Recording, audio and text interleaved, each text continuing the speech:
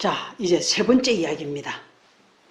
그림책 읽기를 즐기게 하면, 즉 그림책을 많이 읽고 즐기면 과연 누리과정이 추구하는 인간상을 실현하는 데 도움이 될까요?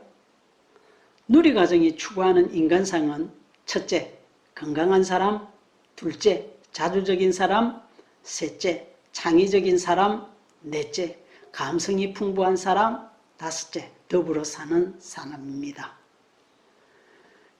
그림책 읽기의 의미와 가치를 살펴보면 이것이 과연 누리과정이 추구하는 인간상과 부합하는지 우리가 알 수 있습니다. 지금부터 하고자 하는 이야기는 이 부분은 즉 여러 사람들이 이미 이야기한 것들입니다. 그냥 정리하고 이것이 누리과정의 교육 목표와 어떻게 부합하는지 좀 한번 짚어보는 차원에서 말씀을 드리겠습니다. 첫째, 그림책을 즐겁게 그리고 많이 읽으면 생각하는 힘, 즉 사고력이 자랍니다. 여러분, 생각이 무엇일까요? 생각이 무엇이고 또 그 생각을 어떻게 생각하는 힘을 길러주기 위해 어떻게 교육해야 할까요?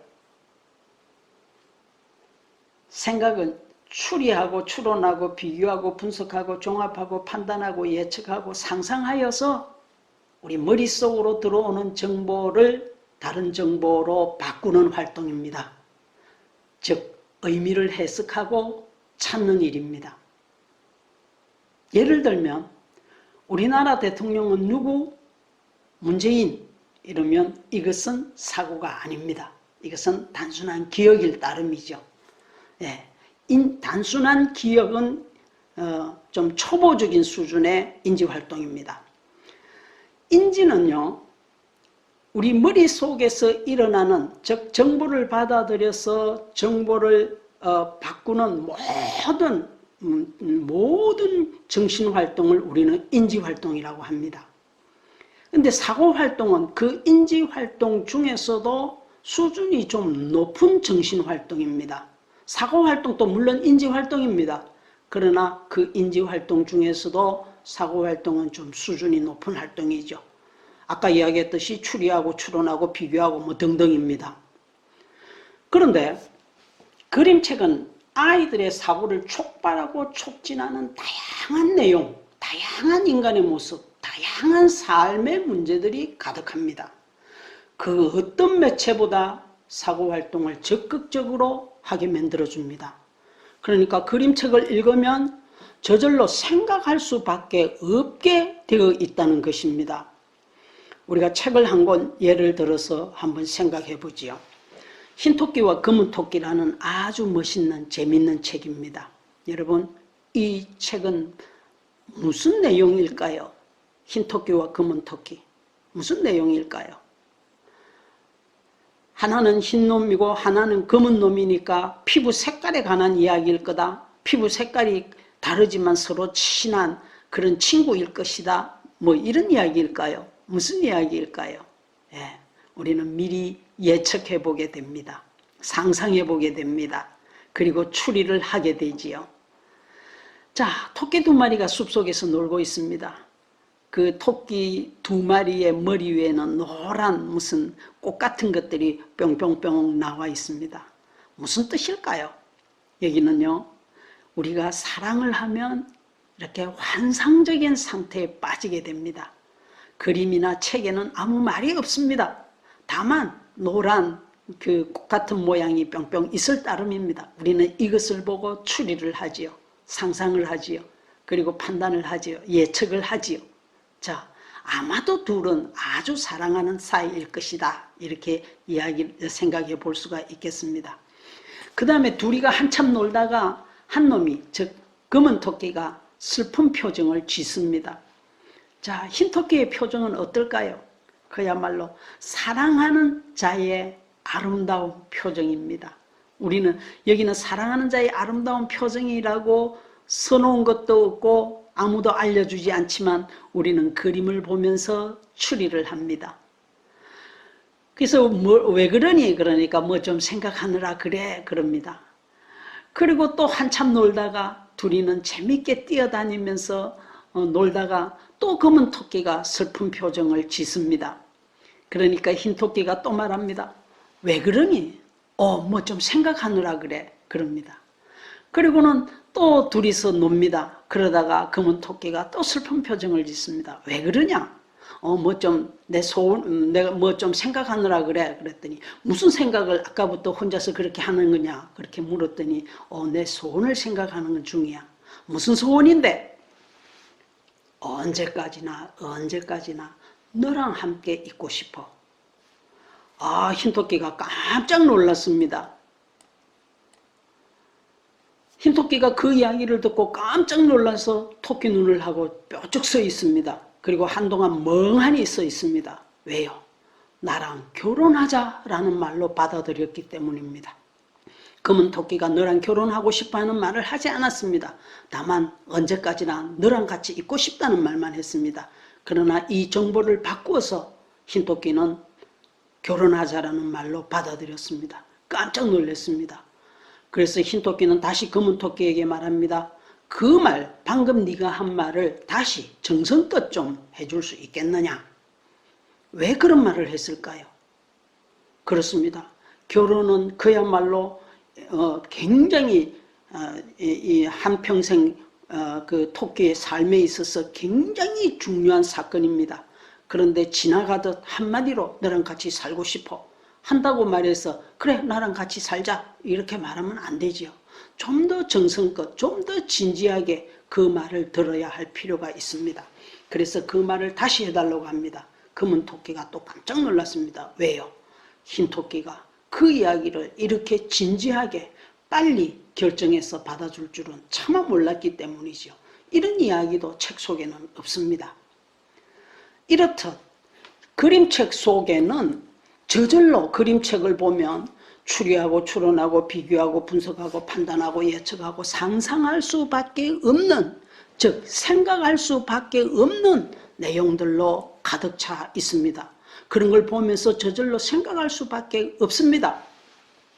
그런데 문제는 생각은요, 즉 사고는 두뇌 활동입니다. 두뇌는 활성화의 원리를 따릅니다. 무슨 말이냐고요? 두뇌는 사용하면 사용할수록 더욱 그 기능이 좋아진다는 뜻입니다. 이 그림을 잠깐 봐주십시오. 저 외국 자료에서 살짝 뽑아온 것인데 제가 오랫동안 아주 자주 잘 써먹는 이야기입니다. 이건 두뇌가 어떤 정보를 받았을 때, 어떤 자극을 받았을 때 자기장이 모인답니다. 그것을 작용하는 그 두뇌 부위로 자기장이 모인다고 합니다. 그것을 fMRA라 그러던가요? 그 무슨 촬영법이 있답니다. 그걸로 촬영해 놓은 것입니다.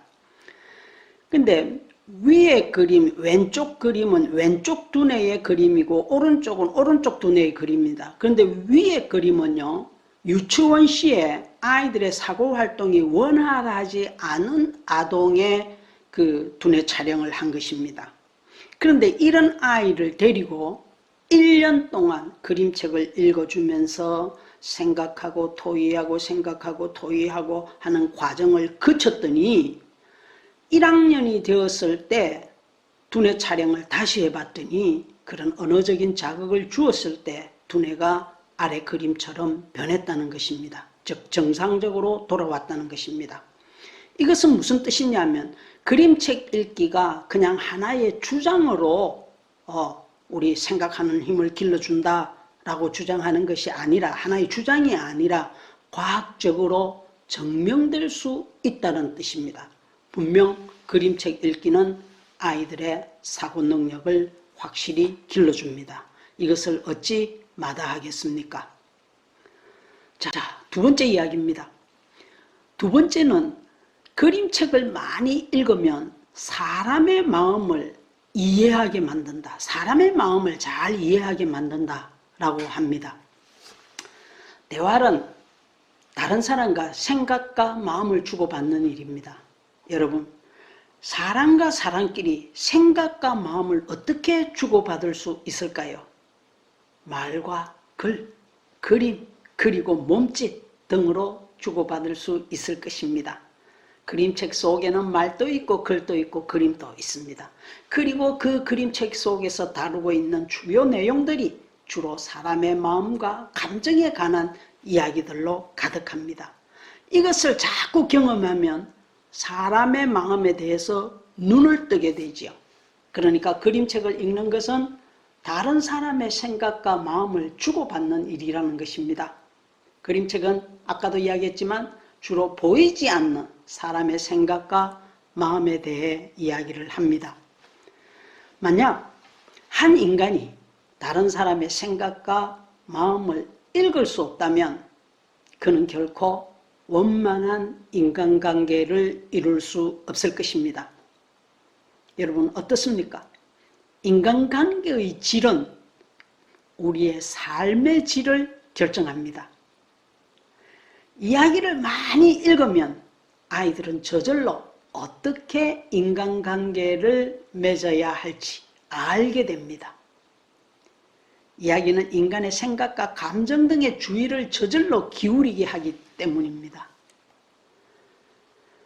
자, 셋째, 그림책 읽기의 의미와 가치로서 셋째, 그림책 읽기는 자신을 통제하는 힘을 길러줍니다. 자기 통제는 안정된 정서에서 나옵니다. 정서가 안정적이지 못한데 자기를 잘 통제하기라는 것은 극히 힘듭니다. 정서는 인간 내면에서 일어나는 어느 정도 지속적인 감정이나 느낌을 말합니다. 예를 들면 기쁨, 분노, 질투, 불안, 두려움, 슬픔 등과 같은 것들이지요. 자, 정서적으로 건강한 아이는 다양한 정서를 느낄 수 있고 그리고 그것을 적절한 수준에서 통제하고 표현할 수 있습니다. 그러니까 정서 발달을 시킨다라는 것은 다양한 정서를 느끼게 하고 그것을 적절한 수준에서 표현하고 자기 정서를 통제할 수 있도록 도와주는 것입니다. 그런데 이 정서 표현은요, 정서 표현이나 통제는 인간이 아무 때나 자기 마음대로 하고 싶을 때 언제나 편안하게 할 수 있는 것은 아닙니다.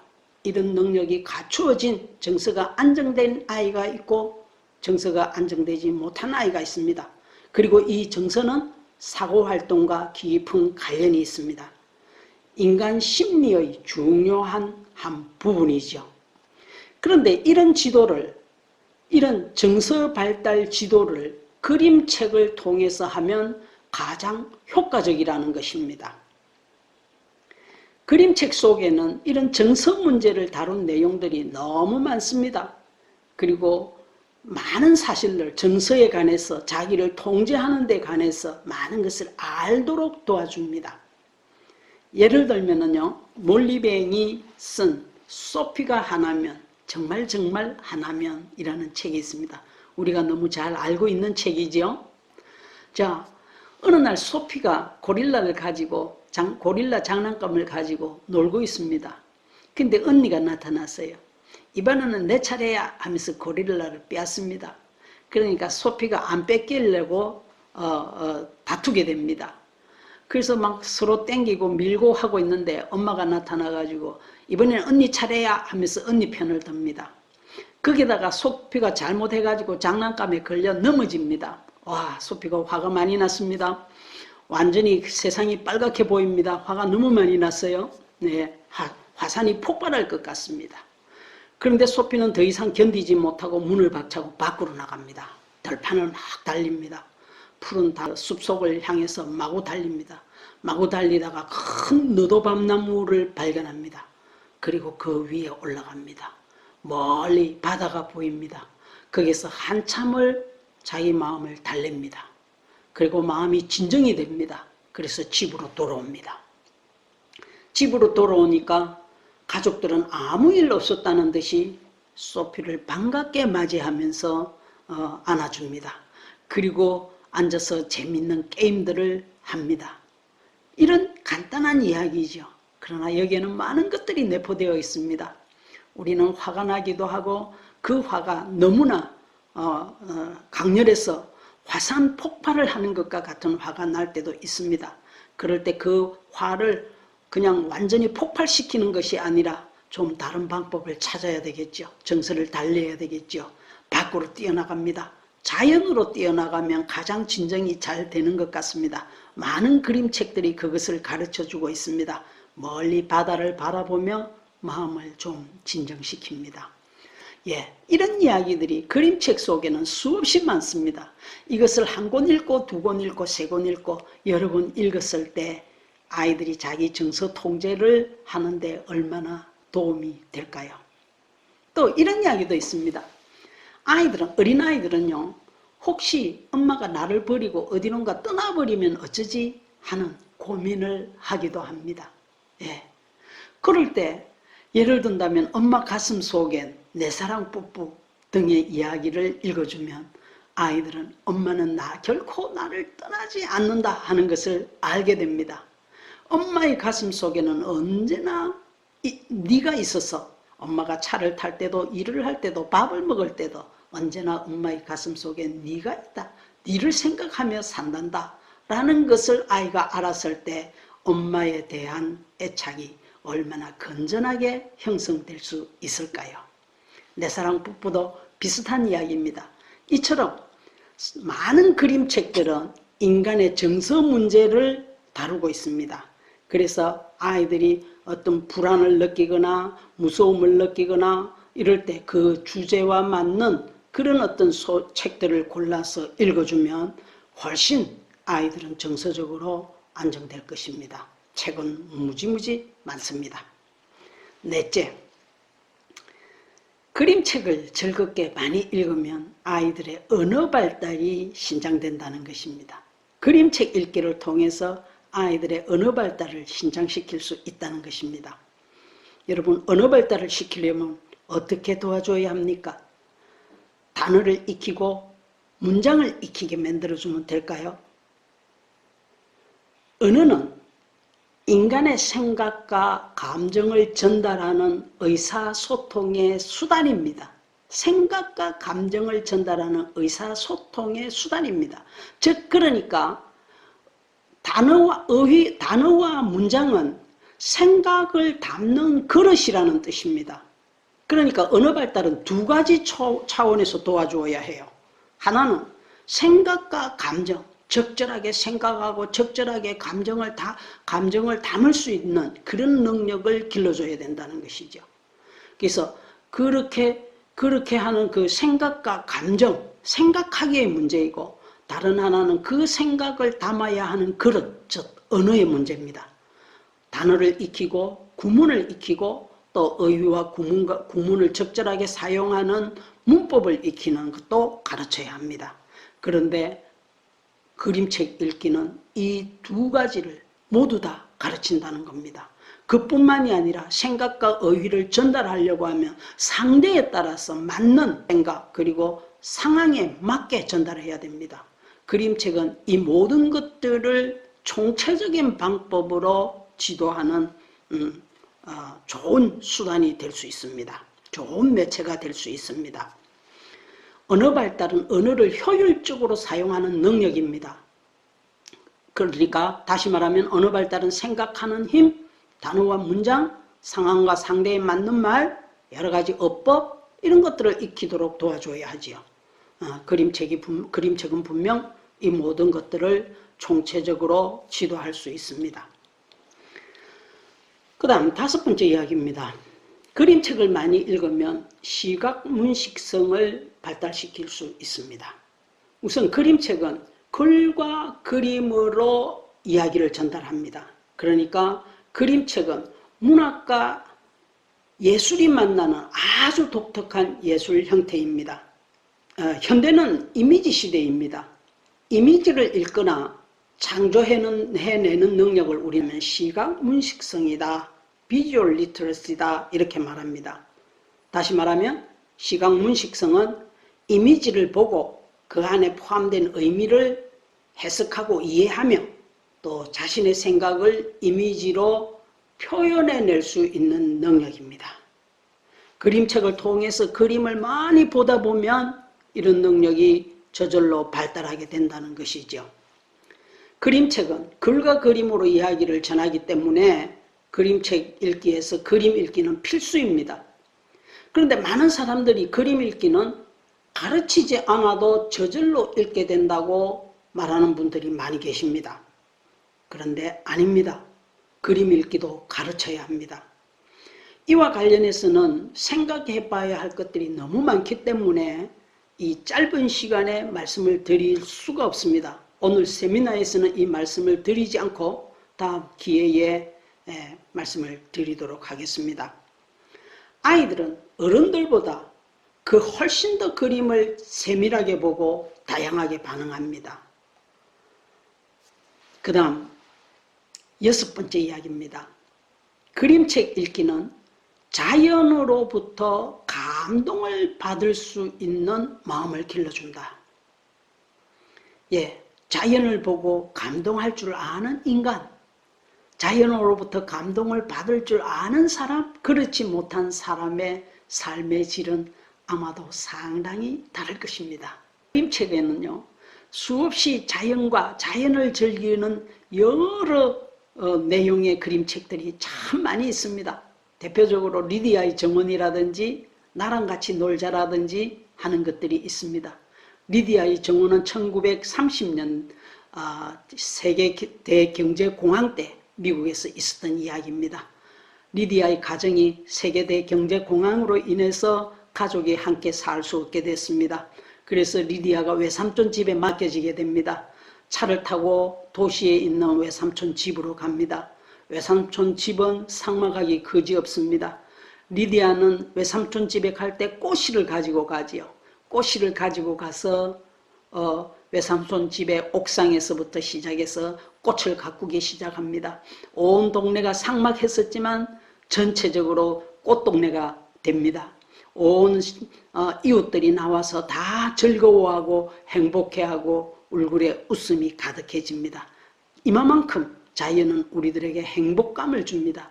이것을 느낄 줄 아는 인간으로 키운다는 것은 매우 중요한 일입니다.